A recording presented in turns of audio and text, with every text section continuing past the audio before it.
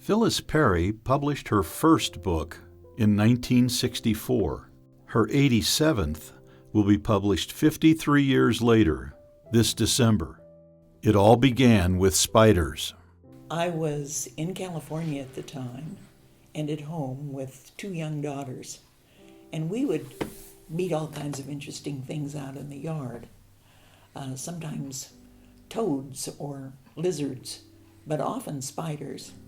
I had the opinion that if I learned more about spiders, I would grow to like them and not fear them.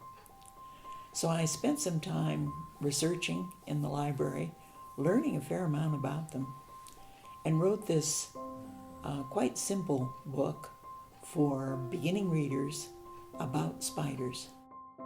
And indeed they were fascinating, but I found at the end of the process, after the book came out, and as years passed, my daughters are not the least afraid of spiders. They became very brave, fearless people. I was just as afraid of them as I ever was. It's no coincidence that spiders had an educational dimension. Phyllis is a career educator whose work with students is reflected in most of her books. We have a saying that once a teacher, always a teacher.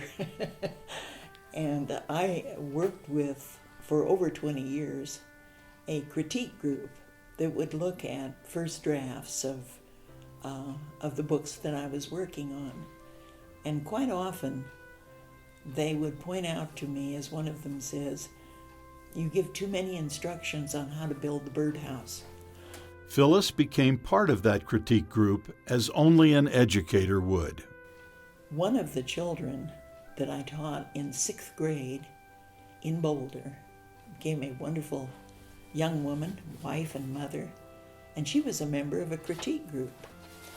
And I had encouraged Kathy a great deal in her creative writing when she was my student.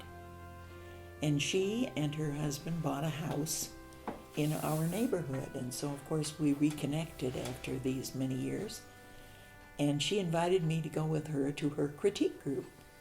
So my own student is the one who invited me to this group, and over the years 7 of us became very close, and we met every 2 weeks in one another's homes, and it was a wonderful assortment of fantasy writer, mystery writer, nonfiction writer, children's writers, and it was interesting to have varied viewpoints brought to each chapter that they had, and it was a wonderful experience of really talented people.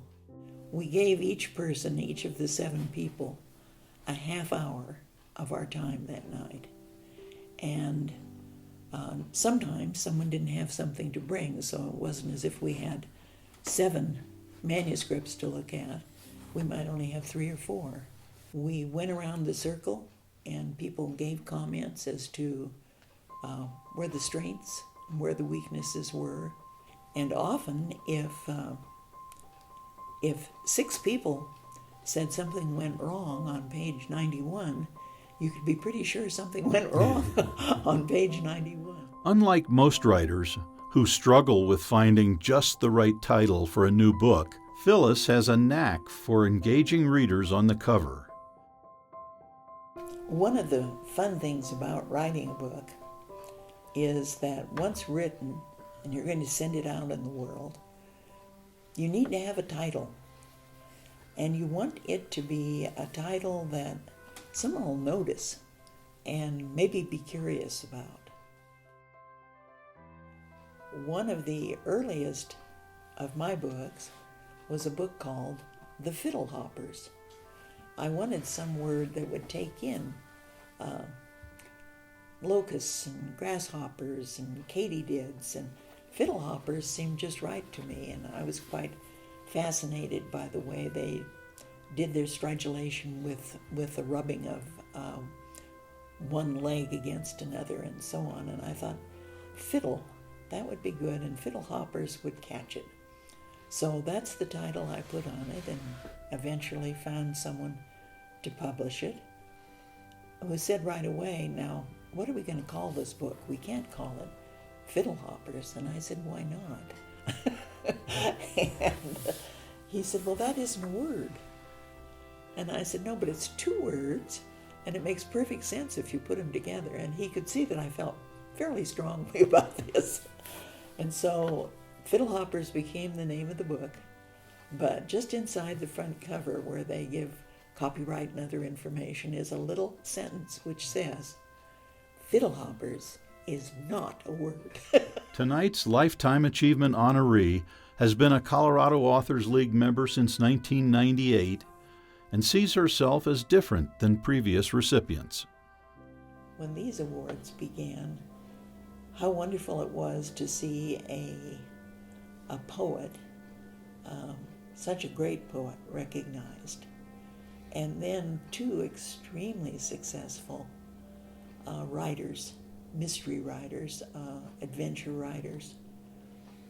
And when I was first told that I was going to be a recipient of this award, I could hardly believe it.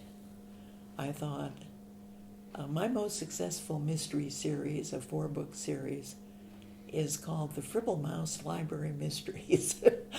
And somehow these don't stack up with these national bestsellers that I have seen in the past. But then I realized also that CAL members represent so many different kinds of writing. Those of us who write for kids, those of us who write for young adults, nonfiction writers, people who write for magazines and newspapers and journals and travelogues and blogs. I thought, there's so many kinds of writers that maybe in a sense I represent that conglomerate of people that write at different levels for different readers, for lots of small independent publishers, and maybe I'm representative of some CAL members. At least I hope I am.